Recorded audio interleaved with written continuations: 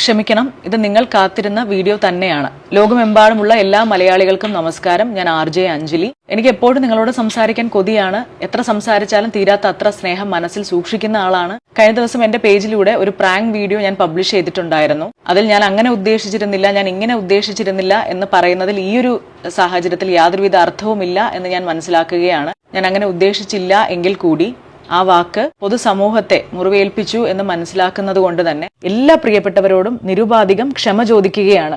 Video എടുക്കുന്നതിന് തൊട്ടു മുമ്പ് വളരെയധികം തമാശ രൂപേണ ഞങ്ങൾ സംസാരിച്ചുകൊണ്ടിരുന്നത് മീശ മാധവൻ എന്ന ചിത്രത്തിലെ വിഷുക്കണിയുമായി ബന്ധപ്പെട്ട വിഷ്വൽസ് മാത്രമാണ്.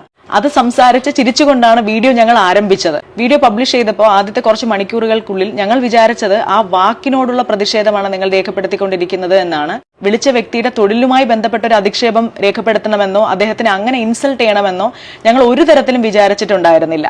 പ്രാങ്ക് സ്റ്റാറിലേക്ക് യാതൊരുവിധ ബന്ധവും ഇല്ലാത്തൊരു വ്യക്തിയെ റാൻഡമായി വിളിക്കുകയല്ല, ഗൂഗിൾ ഫോം വഴി രജിസ്റ്റർ ചെയ്തവരിൽ നിന്ന് മാത്രമാണ് വിളിക്കേണ്ട ആൾക്കാരെ ചൂസ് ചെയ്യുന്നത്.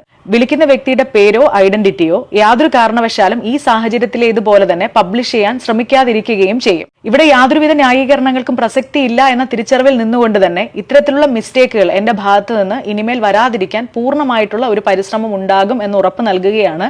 തെറ്റ് ചൂണ്ടിക്കാണിച്ച എന്നെ തിരുത്താൻ ശ്രമിച്ച എല്ലാ പ്രിയപ്പെട്ടവർക്കും ഹൃദയത്തിന്റെ ഭാഷയിൽ നന്ദി.